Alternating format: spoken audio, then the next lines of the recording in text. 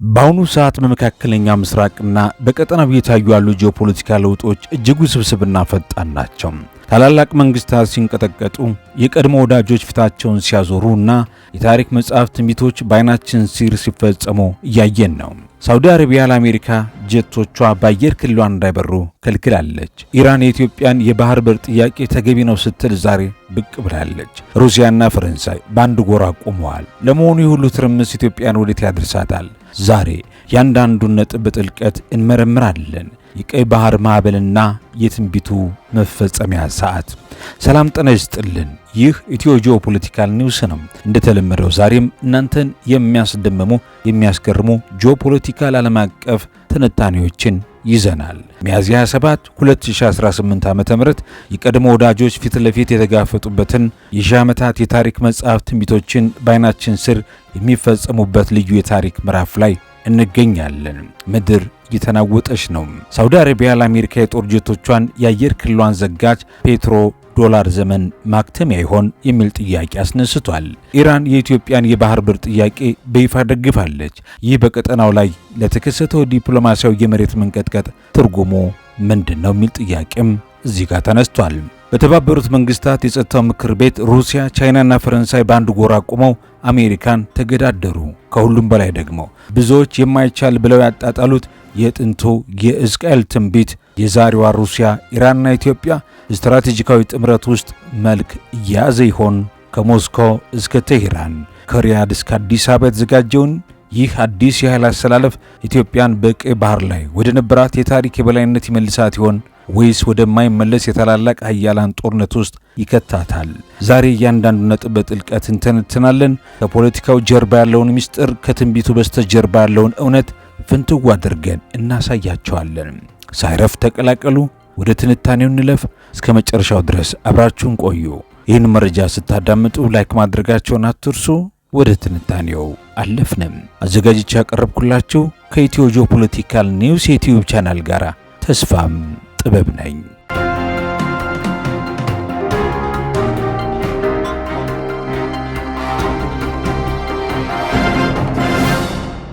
የሳውዲ አረቢያና የኢራን አዲስ ጋብቻ።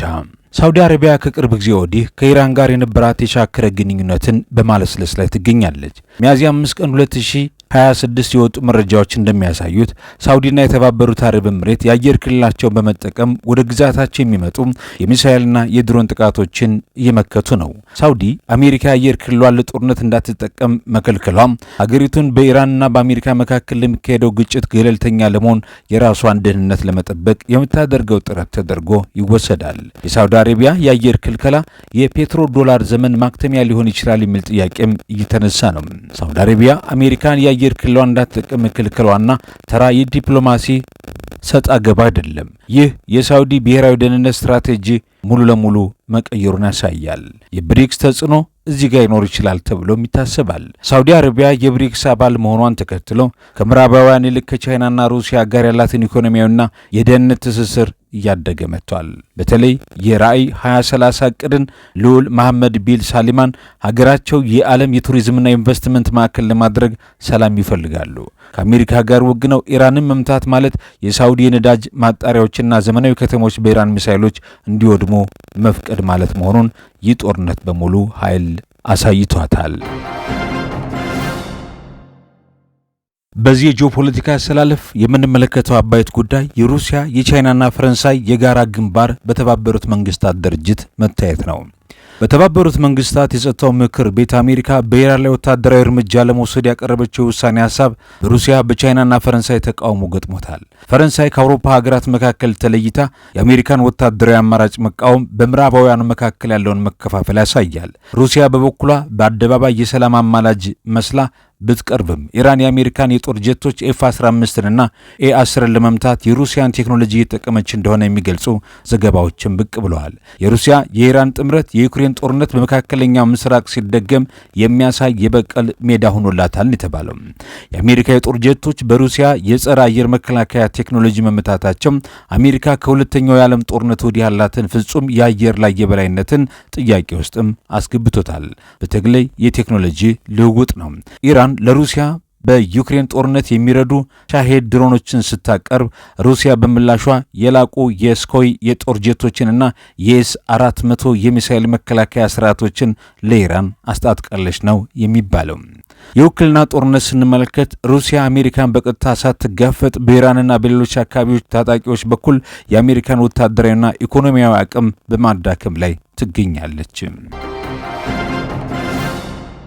አድማጮቻችን፣ ሌላው የምትገረሙበት ጉዳይ ደግሞ የጠቅላይ ሚኒስትር አብይ አህመድ የሳውዲ አረቢያ ጉዞና በዛሬው ዕለት የኢራን መንግስት በኢትዮጵያ የባህር በር ፍላጎት ላይ የሰጠው መግለጫ ነው። ይህ እንደ ቀላል የሚታይ አይደለም። ጂኦፖለቲካውን ትንታኔ እንዲህ እንመለከተዋለን። ጠቅላይ ሚኒስትር አብይ አህመድ በቅርቡ በሳውዲ አረቢያ ጉብኝት ማድረጋቸው የታወቀ ሲሆን ይህ ጉዞ የተደረገው በቀጠናው ውስጥ በነገሰበትና የሳውዲ አየር ክልል በሚሳኤል እየታወከ ባለበት ወቅት መሆኑን የዓለምን ትኩረት ስቦ ነበር።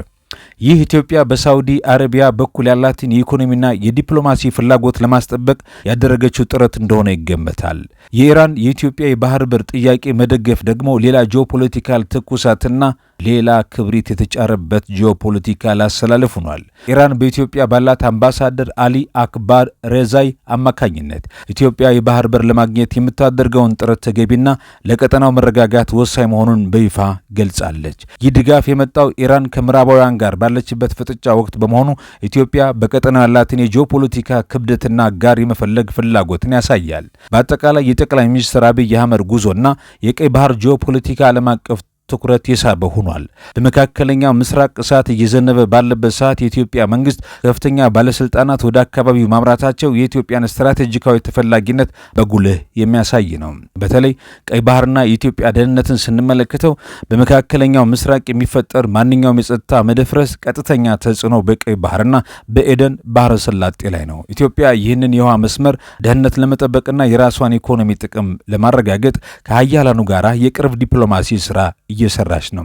ኢራን ኢትዮጵያ የባህር በር ያስፈልጋታል ብላ መግለጫ ማውጣቷ በቀጠናው ላለው የፖለቲካ ትልቅ ርዕደ መሬት ሆኗል። አዲስ አጋር ከመፈለግ አንጻር በተለይ ኤልባብል መንድብ ስትሬት ላይ ያላትን ተጽዕኖ ለማሳደግ ከ120 ሚሊዮን በላይ ህዝብ ካላትና በአፍሪካ ቀንድ ቁልፍ ሀገር ከሆነች ኢትዮጵያ ጋር ስትራቴጂካዊ ግንኙነት መፍጠር ትፈልጋለች። በሌላ በኩል ይህ ግንኙነት የአረብ ሀገራትን ጫና ለማመጣጠን ሆን ብሎ የታሰበ ነው የሚሉም ፖለቲካ ተንታኞች ብቅ ብለዋል። ይህ የኢራን አቋም በተለይ ግብፅና ሌሎች ታሪካዊ የኢትዮጵያ ተቀናቃኞች እጅግ የሚያስደነግጥና ኢትዮጵያ በድርድር ጠረጴዛ ላይ ያላትን የመደራደር አቅም ከእጅግ ከፍ የሚያደርግ ነው ተብሏል።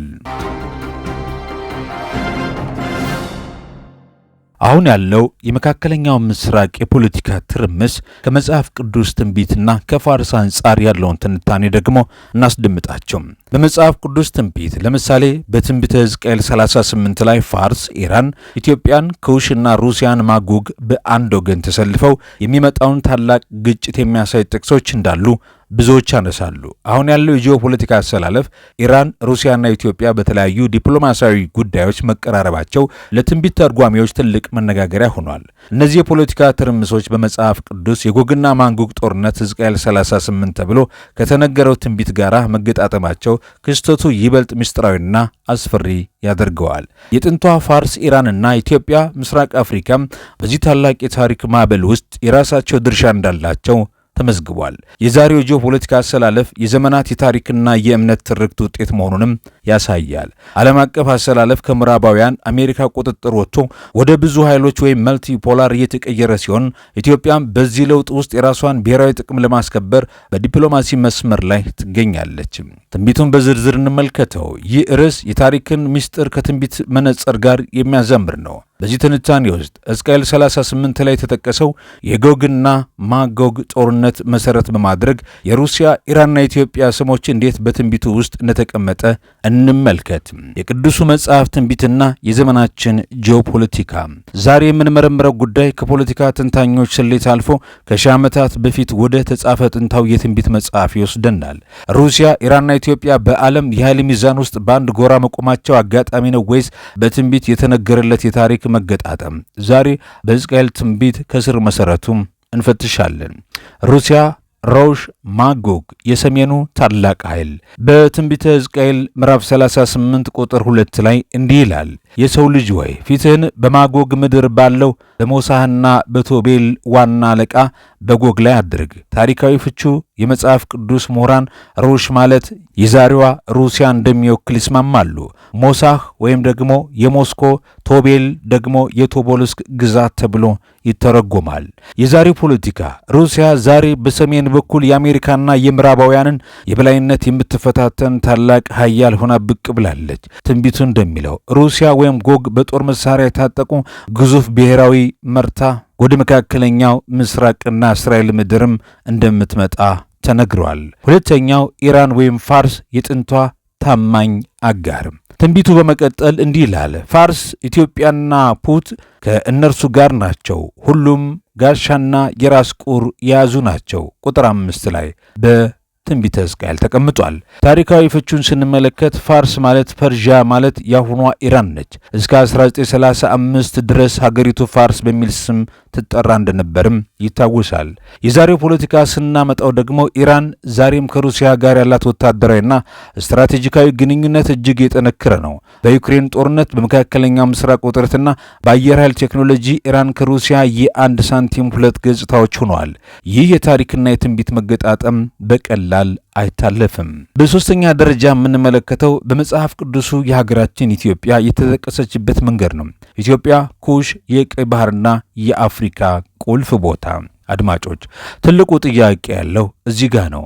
ትንቢቱ በግልጽ ኢትዮጵያ ወይም ኩሽ ከሩሲያና ከኢራን ጋር በአንድነት እንደምትሰለፍ ይናገራል። ታሪካዊ ፍቹ ስንመለከተው ኩሽ በመጽሐፍ ቅዱስ ውስጥ ከግብፅ ደቡባዊ ያለውን የአባይ ተፋሰስና የአሁኗን ኢትዮጵያ ይወክላል። የዛሬው ፖለቲካ ላይ ስናመጣው ደግሞ ኢትዮጵያ በብሪክስ አባል መሆኗ ከሩሲያ ጋር ያላት ታሪካዊ ወዳጅነትና ዛሬ ኢራን ለኢትዮጵያ የባህር በር የሰጠችው ድጋፍ እጅግ የሚያስደንቅ ግጥጥሞሽ ሆኗል።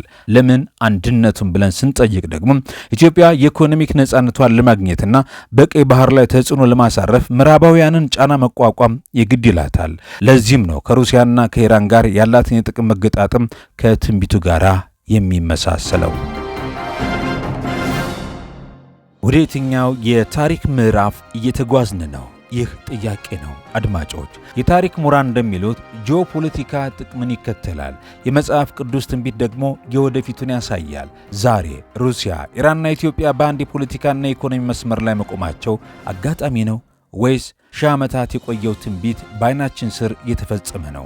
ኢትዮጵያ በዚህ ታላቅ ኃይል ሽኩቻ ውስጥ ያላት ሚና ወደፊት ይበልጥ ጎልቶ እንደሚወጣ ጥርጥር የለውም። እርሶስ በኢትዮጵያ ሩሲያና ኢራን ጥምረት ውስጥ የትንቢትን መፈጸም ያሉ ሐሳባቸውን አጋሩ። ክቡራና ክቡራት አድማጭ ተመልካቾቻችን በትኩረት የምንመለከተው በተለይ በኢትዮጵያ በኢራንና በሳውዲ አረቢያ መካከል ሊፈጠር የሚችለውን አንድነት ነው። በኢትዮጵያ በኢራንና ሳውዲ መካከል ጂኦፖለቲካ ጥምረት ሊፈጠር ይችላል ብለን ካሰብንም ቢፈጠርስ በዓለም ጂኦፖለቲካ አሰላለፍ ላይ ምን ሊከሰት ይችላል የሚሉ ጥያቄዎች ሊነሱ ይችላሉ። መልሱን እነሆ። የአንደኛው ክፍለ ዘመን ትልቁ የጂኦፖለቲካ ሽግግር ሊሆን የሚችል ነጥብ ነው። ኢትዮጵያ፣ ሳውዲ አረቢያና ኢራን በአንድ መስመር ላይ ቆመው ማየት ከጥቂት ዓመታት በፊት የማይታሰብ ነገር ነው። ነገር ግን ዛሬ የጠላት ወዳጄ ነው የሚለው መርህና የኢኮኖሚ ጥቅም ዓለምን እያቀራረበ ነው። እነዚህ ሶስት ሀገራት ጥምረት ሊፈጥሩ የሚችሉበት ደግሞ አራት ዋና ዋና ምክንያቶች አሉ። ተግዳሮቶችንም በዝርዝር አብረን እንመለከታለን። አንደኛው የብሪክስ ጥላና አዲሱ የኃይል አሰላለፍ ነው። ኢትዮጵያ፣ ሳውዲ አረቢያና ኢራን በጋራ የሚገኙበት ትልቁ መድረክ ብሪክስ ነው። ሶስቱ ሀገራት የአሜሪካን የዶላር የበላይነት ለመቀነስና በብዙ ዋልታ ዓለምን ለመፍጠር ይፈልጋሉ።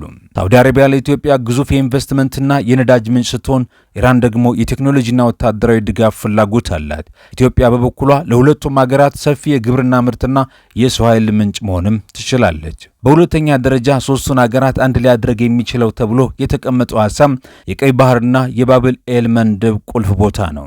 ኢትዮጵያ የባህር በር ፍላጎቷን በይፋ ማሳወቋና ኢራን ለዚህ ድጋፍ መስጠቷ አዲስ ስትራቴጂካዊ መስመርን ከፍቷል። ኢራን በቀይ ባህር አካባቢ ተጽዕኖ ለማሳደር በሶማሌና በየመን በኩል የምታደርገውን እንቅስቃሴ ከኢትዮጵያ ጋር በመቀናጀት ይበልጥ ሕጋዊና ጠንካራ በሆነ መልኩ ለማስቀጠል ትፈልጋለች። ሳውዲ አረቢያን በተመለከተ ሳውዲ አረቢያ ቀይ ባህር የጦርነት ቀጠና እንዲሆን በፍጹም አትፈልግም። ከኢራን ጋር የጀመረችው ዲፕሎማሲ እርቅ ከቀጠለና ከኢትዮጵያ ጋር ያላትን ወዳጅነት ካጠናከረች ቀይ ባህርን የንግድ ማዕበል ማድረግ ህልሟ ይሳካል። በሶስተኛ ደረጃ ሀገራቱን አንድ ሊያደርጋቸው የሚችለው የቴክኖሎጂና ወታደራዊ ትብብር ነው። ኢራን በድሮንና በረጅም ርቀት ሚሳኤል ቴክኖሎጂ ከፍተኛ ደረጃ ላይ እንደምትገኝ እያሳየች ነው። ኢትዮጵያ ደግሞ ቀጠናውን ተጽዕኖዋን ለማሳደግ ዘመናዊ ትፈልጋለች። ሳውዲ አረቢያ በአሁኑ ሰዓት ከአሜሪካ የጦር መሳሪያ ጥገኝነት ለመውጣት በሯን ወዳለችበት ሁሉ እያየች ነው። ይህ ጥምረት ከተፈጠረ ምስራቅ አፍሪካና መካከለኛው ምስራቅን የሚያገናኝ የመከላከያና የጸጥታ ቀለበት ሊፈጥር ይችላል ተብሎ ይገምታል። በመጨረሻም አንድ ሊያደርጋቸው የሚችለው ዋና ሐሳብ የኢትዮጵያ ሚዛናዊ ዲፕሎማሲ ነው። ኢትዮጵያ ከታሪካዊ ጠላቶቿ እንደ ግብጽ ካሉ የሚመጣባትን ጫና ለመቋቋም የሳውዲን የገንዘብ አቅምና የኢራንን የዲፕሎማሲና የወታደራዊ ድጋፍ በአንድ ላይ ማግኘት ትልቅ ድል ነው። ሳውዲ አረቢያ ለኢትዮጵያ የምትሰጠውን ድጋፍ ግብጽ ከአረቡ ዓለም የነበራትን ብቸኛ ተሰሚነት ይሰብረዋል። ኢራን ደግሞ በምዕራባውያን የሚመጣውን ጫና የመቋቋም ልምድ ስላላት ለኢትዮጵያ ትልቅ ትምህርት ትሆናለች። በዚህ አሰላለፍ ተግዳሮቶችን ስንመለከት ደግሞ ይህ ጥምረት እንዳይፈጠር ትልቁ እንቅፋት የሚፈጥሩት አሜሪካና ጣልቃ ገብነቷ ነው። አሜሪካ ሳውዲና ኢትዮጵያን ከኢራን ተጽዕኖ ለማውጣት ከፍተኛ ኢኮኖሚና የፖለቲካ ጫና ማድረጓ አይቀሬ ጉዳይ ነው። በሌላ በኩል ደግሞ የሃይማኖትና የታሪክ ልዩነትን ሊጠቀሙ ይችላሉ። በሳውዲ ሱኒ ሙስሊምና በኢራን ሺዓ መካከል ያለው የቆየ ልዩነት በማንኛውም ሰዓት ሊፈነዳ የሚችል እሳተ ገሞራ ነው። በሶስተኛ ደረጃ ተግዳሮት የምትሆነው ደግሞ የግብጽ ዲፕሎማሲ ነው።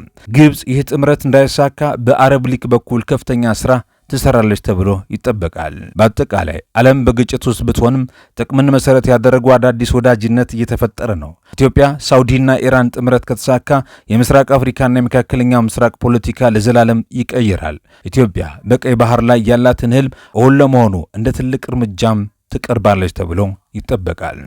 የተወደዳችሁና የተከበራችሁ ኢትዮ ጂኦፖለቲካል ኒውስ አድማጭ ተመልካቾቻችን ዕለተ እሁድ መጋቢት 27 2018 እናንተ ልታዳምጡት ይገባል ብለን የምሽቱን ዜና እጎጃችን ይህን ይመስል ነበር። በዛሬው ልዩ ትንታኔያችን ይዘን የቀረብነው ይህ ነው። በሌላ ዜና ትንታኔ ሌላ ጂኦፖለቲካል ሀሳቦችን ይዘን እንመልሳለን። በያላችሁበት ሰላማችሁ እንዲበዛ ተመኘን። ሰናይ ጊዜ